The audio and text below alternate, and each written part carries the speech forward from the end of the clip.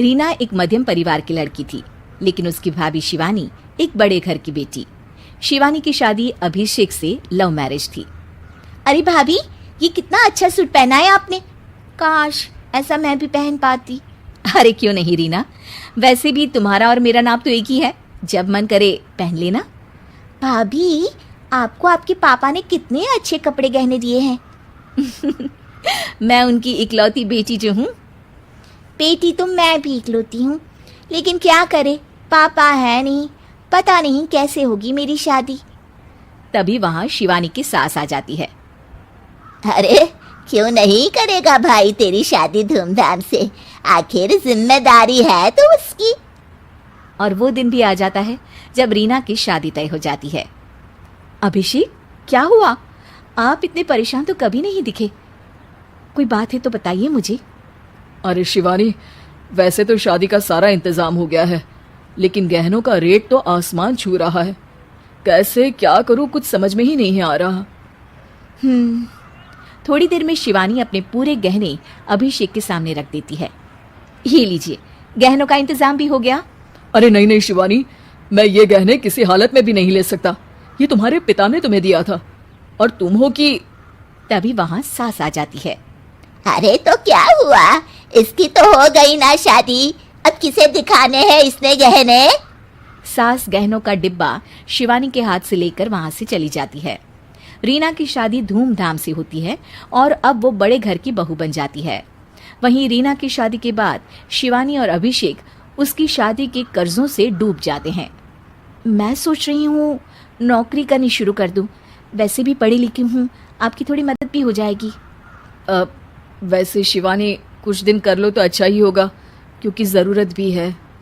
अब शिवानी भी नौकरी करने लगती है और घर खर्चे में अभिषेक का हाथ बटाती है। एक दिन शिवानी, रीना का फोन आया था, कह रही थी कि आने वाले त्योहार में उसके ससुराल जाना है। ठीक है माँ। अरे ठीक तो है, लेकिन एक काम कर लेना, उसके सास ससुर से लेकर पूरे खानदान के कपड़े मिठाइयाँ सब ले आना, और हो सके तो रीना के लिए छोटे से कान में पहनने के बूंदे भी। और क्या है ना, शादी में उसे सारी बड़ी बड़ी कान की ज्वेलरी दी थी, घर में पहनने के लिए तो उसके पास कुछ भी नहीं है। शिवानी सोच में पड़ जाती है कि वो क्या करे, क्योंकि कर्जों और घर के खर्चों के बाद तो पैसे बचते ही नहीं थे। शिवानी फिर अपने पिता को फोन करती है और उनसे पैसे मांगती है। देखो शिवानी, मैंने तुम्हें शादी के वक्त ही मना किया था कि ऐसे घर में शादी करनी ही नहीं चाहिए। अरे अभिषेक को शर्म आनी चाहिए जो ससुराल से पैसे मंगवा रहा है। शिवानी को पिता की बात पर गुस्सा आ जाता है। आप मेरे पिताजी हैं और मैं परेशान थी, इसलिए आपसे मदद की उम्मीद की पापा। अभिषेक को तो पता भी नहीं है कि मैंने आपसे पैसे मांगे हैं। शिवानी सोचती है कि वो अभिषेक से बात करे, लेकिन फिर उसे लगता है कि वो टेंशन ले लेगा। तभी शिवानी की नजर हाथ के कंगन पर पड़ती है। सीधे बाजार जाती है और उसे बेचकर ननद के घर ले जाने का सारा सामान लेकर आती है और सास के सामने रख देती है। हाँ ठीक है, लेकिन फल थोड़े और अच्छी क्वालिटी के होने चाहिए थे। शिवानी कुछ नहीं कहती, वहां से चली जाती है। एक दिन शिवानी, रीना का फोन आया था, बहुत रो रही थी। क्यों माँ, क्या हुआ? सब ठीक तो है ना उसके ससुराल में? अरे तूने तो उसकी नाक ही कटवा दी। अब मैंने क्या कर दिया माँ?